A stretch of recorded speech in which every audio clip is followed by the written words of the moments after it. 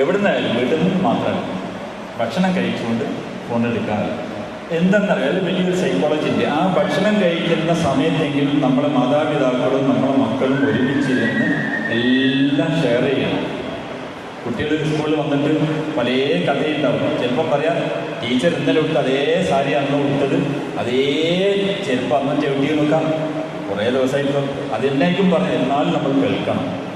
ആഹാ അങ്ങനെ ഉണ്ടോ എന്ന് നമ്മൾ ചോദിച്ചു കേൾക്കണം. അപ്പോൾ എന്താ ഉമ്മാലെ ഉപ്പ എന്താ അങ്ങനെ മിസ് അങ്ങനെ എല്ലാ ദിവസവും എല്ലാം എടുത്തിട്ട് വരുന്നത് എന്ന് പറയുമ്പോൾ നമുക്ക് പറഞ്ഞു കൊടുക്കാം. ഇല്ലേ, പൈസ ഇല്ലായിട്ട് നമ്മളെ ടീച്ചറയിൽ ഒരുപാടൊന്നും വാങ്ങാൻ ചെല്ലുമ്പോൾ പൈസ ഉണ്ടാവില്ല, അതുകൊണ്ടാണ് എന്ന് പറഞ്ഞാൽ അല്ലേ, കേൾവിക്കാരാകുക. നമ്മൾ ആദ്യം നമ്മളെ വീട്ടിൽ, അയൽപക്കങ്ങളിൽ, കുടുംബങ്ങളിൽ, ഇതേപോലെ എല്ലാ സ്ഥലത്തും കേട്ടുകൊടുത്താലോ ഏറ്റവും വലിയ സഹായം അതാണ്. വിദേശങ്ങളിൽ എനിക്കറിയില്ല, പക്ഷേ കളിയിലൊക്കെ ഓർമ്മ ഉണ്ടാകും, വിദേശങ്ങളിൽ ലിസണിങ് സെൻ്ററുകൾ ഉണ്ടെന്ന് കേട്ടിട്ടുണ്ട്. അതിനൊരു മണിക്കൂർ റുപ്യാട്ട് കൊടുക്കണം. കേൾക്കുന്നതിന് ഒരാളിങ്ങനെ ഇരിക്കുക, അയാൾ തലയാട്ടിയാലും ചിരിക്കുകയൊക്കെ ചെയ്യുള്ളൂ. അതിന് പൈസ കൊടുക്കുള്ളൂ, മണിക്കൂർ നിൽക്കുക. എന്നാലും ആശ്വാസമായിട്ട് ആളുകൾ അവിടെ പോകുന്നു. 7 ഹാബിറ്റ്സിൽ സ്റ്റീഫൻ ആർ കോവി പറയുന്നുണ്ടല്ലോ, 7 ഹാബിറ്റ്സ് എന്ന പുസ്തകത്തിൽ ഏറ്റവും നല്ല മോട്ടിവേഷൻ ബുക്കിൽ ലിസണിങ്ങിന് ഭയങ്കര ഇമ്പോർട്ടൻസ് കൊടുക്കുന്നുണ്ട്. ഇതൊരു ഹാബിറ്റാണ്, അത് വളരെ നല്ലതാണ്. ശ്രദ്ധിക്കുക, നിങ്ങൾക്കൊക്കെ അറിയുന്നവരായിരിക്കും. ഞാൻ പിന്നെ ഒരു അനുഭവം കൊണ്ട് പറഞ്ഞു പോയി. പിന്നെ ഡ്രസ് ബാങ്കിലേക്ക് വരാം. ഡ്രസ് ബാങ്ക് എന്നുള്ള ആശയം വന്നത് സത്യത്തിൽ എൻ്റെ വീട്ടിലുള്ള പഴയ വസ്ത്രങ്ങളൊക്കെ എൻ്റെ വൈഫ് ജോലി ചെയ്യുന്ന താമരശ്ശേരി കടവൂർ പള്ളീൻ്റെ മുമ്പിലൊരു സ്കൂള്, ചെറിയ LP സ്കൂൾ. അവിടെ അതിന് ചുറ്റത്ത് കുറച്ച് പാവങ്ങളുണ്ട്. താമരശ്ശേരി വലിയ പണക്കാരുടെ ഏരിയയാണ്, പക്ഷേ അവർ കുറഞ്ഞൊരു ഏരിയയിൽ വളരെ പാവങ്ങൾ താമസിക്കുന്ന 1 സെൻറ്റിൽ 2 സെൻറ്റിലൊക്കെ വീട് വെച്ച് കഴിയുന്ന ഒരുപാട് ആളുകളുണ്ട്. അവിടെ ഇങ്ങനെ നമ്മളെ പഴയ തൊട്ടെത്തപ്പി അവിടെ അങ്ങനെ കൊടുക്കുന്ന ശീലം ഉണ്ടായിരുന്നു മുമ്പേ. അതുപോലെ എനിക്ക് ഞാൻ നിങ്ങളോട് പറയട്ടെ, പക്ഷേ നിങ്ങളിൽ ആരെങ്കിലും എനിക്ക് തന്നിട്ടുണ്ടാവും, വാങ്ങിയിട്ടുണ്ടാവാം. ഞാനും നമ്മളെ സ്കൂളിലുള്ള ഇത്തിരി സാമ്പത്തിക ശേഷിയിലുള്ള കുട്ടികളോട് പറയടാ, എൻ്റെ കുപ്പായണ്ടോ കൊണ്ട്, എൻ്റെ പാൻറ്റുണ്ടോ കൊണ്ട് തരണോ, എൻ്റെ ഉടുപ്പുണ്ടോ തരണോ എന്നൊക്കെ പറഞ്ഞിട്ട് വാങ്ങിച്ച് വെക്കും സ്കൂളിൽ. എന്നിട്ട് ചില പാവപ്പെട്ട നമ്മുടെ ക്ലാസ്സിലുള്ള കുട്ടികളുടെ രക്ഷിതാക്കൾ മീറ്റിങ്ങിന് വരുന്ന സമയത്ത് അറിയാതെ അവരുടെ കയ്യിൽ കൊടുക്കും. ഇത് മോളെ കാണിക്കാതെ നിങ്ങൾ പിടിയെന്ന് വാങ്ങിയാണെന്ന് പറഞ്ഞ് പിന്നെ കൊടുത്താൽ മതി എന്ന് പറഞ്ഞിട്ട് മക്കൾ പോലും അറിയാതെ ഞാൻ കൊടുക്കുന്നൊരു ചെറിയ സ്വഭാവം പണ്ടുണ്ടായിരുന്നു. ഇതെല്ലാം കൂടെ അങ്ങോട്ട് യോജിച്ചു. അങ്ങനെയാണ് ഡ്രസ് ബാങ്ക് തുടങ്ങിയത്. ചെറിയൊരു കോണിക്കൂട്ടിൽ തുടങ്ങിയിട്ട് ഞാൻ വിചാരിച്ച ഡ്രസ്സ് വാങ്ങാൻ എല്ലാ വീട്ടിലും പോയി വാങ്ങേണ്ടി വരും, ഇത് തിരിച്ച് കൊടുക്കാൻ ആരോ വരുമോ, ഒന്നും ഐഡിയ ഇല്ലേ. തുടങ്ങിയപ്പോൾ 1 മാസം കൊണ്ട് തന്നെ ഡ്രസ്സ് വന്ന് കുമിഞ്ഞുകൂടി. ആളുകൾ നിന്നിട്ട് കോണിക്കൂടും മതിയാവുന്നില്ല, എവിടെയും മതിയാവാത്ത അവസ്ഥ വന്നു. അതിനെ അപ്സ്റ്റെയറിൽ കയറ്റി 1 വർഷം അവിടെ. പിന്നെ അവർ ഒഴിയണമെന്ന് പറഞ്ഞപ്പോൾ ഞാൻ എൻ്റെ വീടിന് മുമ്പിൽ ചെറിയ ഷെഡ് ഉണ്ടാക്കി അതിലാണ് ഇപ്പോൾ ചെയ്തുകൊണ്ടിരിക്കുക. ആരോടും നമ്മളൊരു പൈസയും വാങ്ങുന്നില്ലേ, സാമ്പത്തികമായിട്ട് ആരോടൊന്നും പൈസൻ്റെ ഏർപ്പാടില്ല. നിങ്ങൾ തരുന്നു, ഞാനൊരു മീഡിയേറ്റർ മാത്രം. അപ്പം നിങ്ങൾ ഈ കളിയിൽ സംഘടിപ്പിച്ച് തന്ന പോലെ ഇതിൻ്റെ ഇമ്പോർട്ടൻസ് മനസ്സിലാക്കിയ ആളുകൾ ഇതെല്ലാം തരും. ഇത് മാത്രമൊന്നുമല്ല, വീട്ടുപകരണങ്ങളെല്ലാം നിങ്ങൾക്ക് തരാം. അത് നാട്ടിൽ കൊണ്ടുവരണമെന്നില്ല. അത് വലിയ ഫ്രിഡ്ജ്, TV പോലുള്ള ഗ്രൈൻഡർ, മിക്സിയൊക്കെ ഉണ്ടെങ്കിൽ നിങ്ങൾ വിളിച്ച് പറഞ്ഞാൽ മതി. ശരി, സാധനം പഴയുന്നുണ്ട്, ആവശ്യക്കാരുണ്ടെങ്കിൽ ഞാൻ ആവശ്യക്കാരന് നിങ്ങൾ വീട്ടിലേക്ക് ഡയറക്റ്റ് ചെയ്യും. ഇനി ഞങ്ങൾക്ക് ഈ ഡ്രസ് ബാങ്കിലൂടെ തരണമെന്നില്ല. നിങ്ങളെ അയൽപക്കങ്ങളിലേക്കൊന്ന് കാത് കൊടുക്കും, ഇത്രയേ ഉള്ളൂ. ഒന്ന് കണ്ണുകൊണ്ട് നോക്കും, ഇത്രേ ആവശ്യമുള്ളൂ. അവിടെ ഒക്കെ ഇതിൻ്റെ ആവശ്യക്കാരുണ്ട്. ഞാൻ അവസാനം ഈ ഒറ്റ കഥ പറയട്ടെ. ഈ പഴയ ഡ്രസ്സ് ഒരൊറ്റ ബംഗാളിയിൽ ഒരു കപ്പൽ പോലും കൊടുത്തിട്ടില്ല. ഞാൻ എവിടെയും വാങ്ങാൻ ഇതുപോലെയുള്ള സംഘങ്ങൾ ചിലപ്പോൾ വാങ്ങാൻ പോയി എന്നല്ലാതെ ഒരു വീട്ടിൽ ചെന്ന് ഒരു സാധനവും ഞാൻ ഇതുവരെ കളക്ട് ചെയ്യാനും വന്നിട്ടില്ല. ആളുകൾ ഇങ്ങനെ കൊണ്ടുത്തരികയാണ് ഇഷ്ടം പോലെ. ഓണത്തിന് 212 കുടുംബങ്ങൾ അവിടെ വന്ന് ഡ്രസ്സ് വാങ്ങി. 212 എന്നാൽ ഒരു വീട്ടിൽ നിങ്ങൾ 5 ആളെ കൊണ്ട് മിനിമം.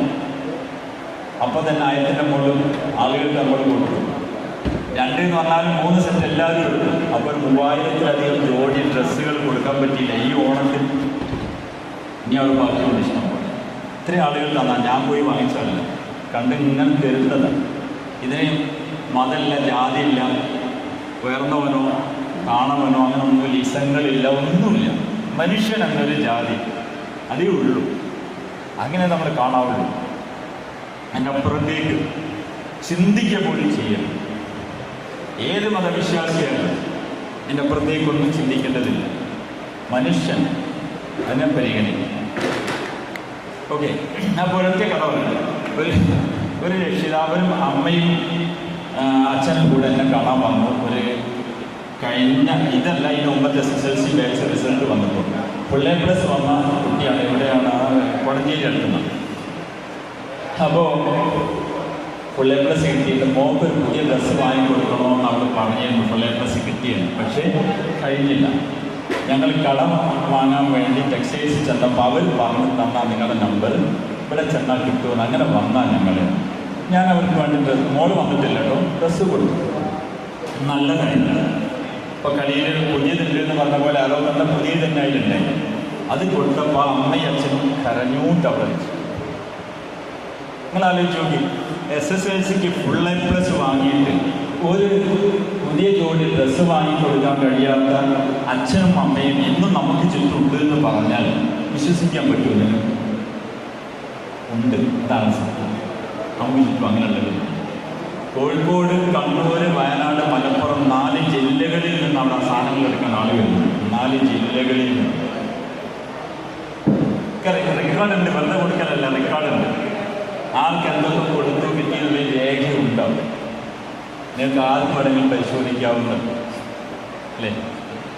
അപ്പോൾ ഇതൊക്കെ ഡ്രസ് മേഖലയിൽ നിങ്ങളെ സഹായിക്കുക. ഒരു മനസ്സ് കൊണ്ടെങ്കിൽ എല്ലാവരെയും സഹായിക്കാനുള്ള മനസ്സുണ്ടാവും. ഓക്കെ, ഒരു റിക്വസ്റ്റ് കൂടെ, എനിക്ക് തോന്നിയ റിക്വസ്റ്റ് അല്ല, ഒരു എൻ്റെ തോന്നൽ പങ്കുവെക്കട്ടെ. നിങ്ങൾ ഭാഗ്യം ചെയ്തവരാണെന്ന് ഞാൻ പറഞ്ഞത്. ഒന്ന്, ഇന്ത്യയിൽ ഏറ്റവും ഉയർന്ന എല്ലാവരും അറിയപ്പെടുന്ന സ്റ്റുഡൻറ്റും നിങ്ങളുടെ ബാച്ചുകാരനാണ്.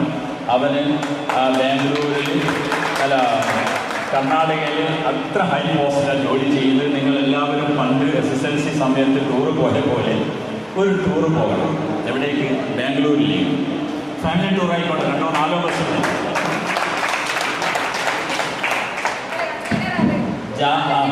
ജാഫർ അവിടെ ഉള്ളത് കൊണ്ട് സാധാരണ ആളുകൾക്ക് കയറാനും കാണാനും പറ്റാത്ത സ്ഥലങ്ങളിലേക്കൊക്കെ നിങ്ങൾക്ക് പ്രവേശനം കിട്ടും.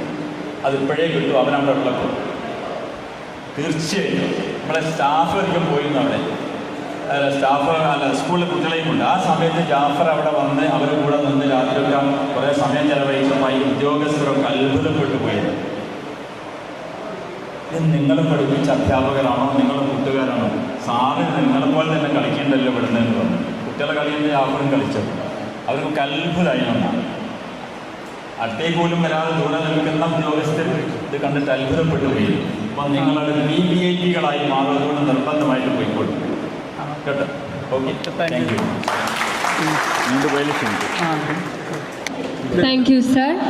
അങ്ങോട്ട് ഏൽപ്പിച്ചോളൂ. അസ്കരൻ, ഇത് വണ്ടി കയറി മാഷേ ഇതൊന്ന് വെക്കിയ